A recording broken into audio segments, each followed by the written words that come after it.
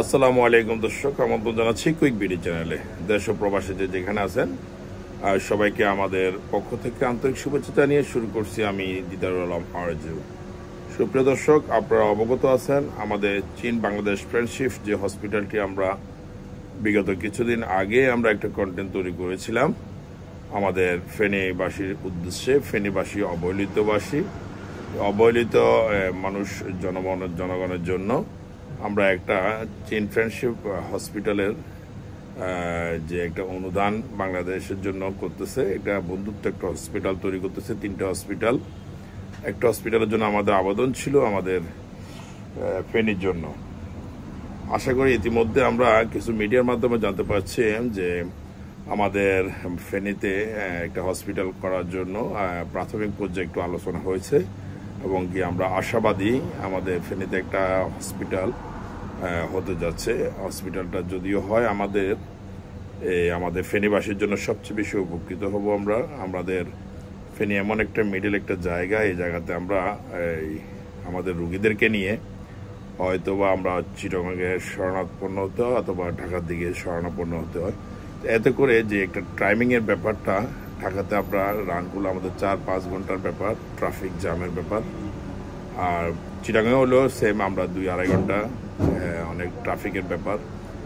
আমাদের ফেনীর জন্য, ফেনী আসলে আমরা এমন একটা জায়গাতে আছি ফেনীতে, আমাদের এদিকে কুমিল্লার দিকে আমাদের 14 গ্রাম, চিওড়া, লাকসাম এবং কি আমাদের পাহাড়ি এলাকা দিলে খাগড়াছড়ি, আপনার ইয়াকো, তারপরে আপনার যে বাড়িয়ারহাট, এদিকে মিরসরাই, সীতাকুণ্ড, এই সব মিলিয়ে আমাদের নোয়াখালীর দিকে আপনার দাগরমুনিয়া, বেগমগঞ্জ, বসুরহাট, এদিকে 14 গ্রাম, সিওড়া, লাকসাম, এই এলাকার যে মানুষগুলা এরা আমাদের ফেনীমুখী, ফেনীর সাথে এদের সম্পৃক্ততা কাছাকাছি।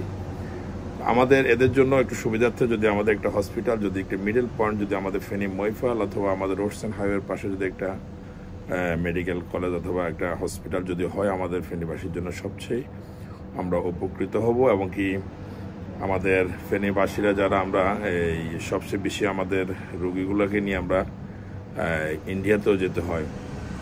ইন্ডিয়া আসলে আমাদের পার্শ্ববর্তী কান্ট্রি, কিন্তু ওরা যতই বলুক আমরা পার্শ্ববর্তী কান্ট্রি, বন্ধু কান্ট্রি, আসলে ওরা অতটুকু আমাদেরকে সেই রেসপেক্ট করে না আমাদেরকে।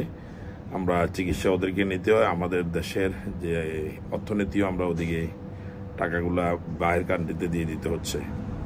তো আমি আশা করবো ইনশাল্লাহ আমাদের অন্তর্বর্তীকালীন সরকারের যে এই চীন সফর, এই সফরের পরে আমাদের এই কিছুটা সুফল আসছে এবং কি আমাদের ডক্টর মোহাম্মদ ইউনূস সাহেব, আমাদের প্রধান উপদেষ্টা, উনি কাতার সফরও যথেষ্ট আমাদের বাংলাদেশের কিছু না কিছু সুফল বয়ে আনবে।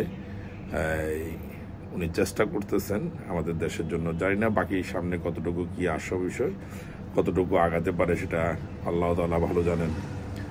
আমার কথা হচ্ছে যে আমাদের ফেনীবাসীর জন্য আমি আবারও জোরালো আবেদন জানাচ্ছি এবং কি আমার খুবই ভালো লাগতেছে আমাদের ফেনী যারা নেতৃবৃন্দ যারা আছেন, দলীয় নেতৃবৃন্দ যারা আছেন, লিডাররা, তারাও আমাদের দেখতেছে ফেসবুক, সোশ্যাল মিডিয়াতে আসি অনেক ফেনীর একটা হসপিটাল অবশ্যই দরকার।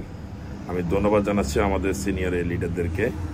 ওনারা আত্মমানবতার কল্যাণের কাজে এগিয়ে আসা, এটাই হচ্ছে রাজনীতি, এটাই হচ্ছে মানবতা, এটা হচ্ছে যে আন্তরিকতা, ভালোবাসা, মানুষ মানুষের প্রতি আন্তরিকতা, ভালোবাসা। এই মানুষ মানুষের প্রতি ভালোবাসা, আন্তরিকতা, এটা সবাই দেখাতে পারে না আর সবার দ্বারা সম্ভব না। এই আন্তরিকতা, ভালোবাসা যে মানুষের মনের অন্তরে যে জায়গা করে নেওয়াটা, এটাও একটা বিশাল টাফ ব্যাপার।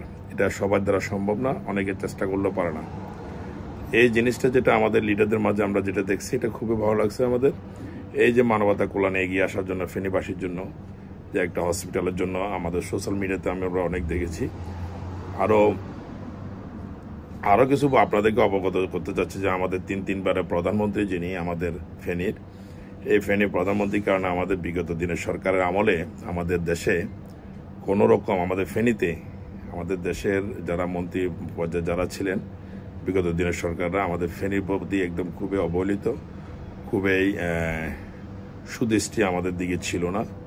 আমাদের নোয়াখালীর যে আমাদের ওবায়দুল কাদের সাহেব, যিনি উনি আওয়ামী লীগের সাধারণ সম্পাদক, উনিও আমাদের ফেনীর দিকে খুব একটা ভালো দৃষ্টি ছিল না, এবং কি আমাদের এমপি মহোদয় যিনি ছিলেন আমাদের আওয়ামী লীগ বিগত দিনে আমলে, ওনারাও এই যে মানবতার কল্যাণের কাজের দিকে, আমাদের কোনো ফেনীবাসীর দিকে কোনো মানবতার কল্যাণের কাজের দিকে কখনো তাদের দৃষ্টি ছিল না। শুধু তাদের টাকা পয়সা অর্থ ইনকাম করা, নিজের জন্য, নিজের গুছানোর জন্য, নিজের জন্য করছেন উনি। আসলে রাজনীতি কিন্তু প্রেক্ষাপট কিন্তু এটা না।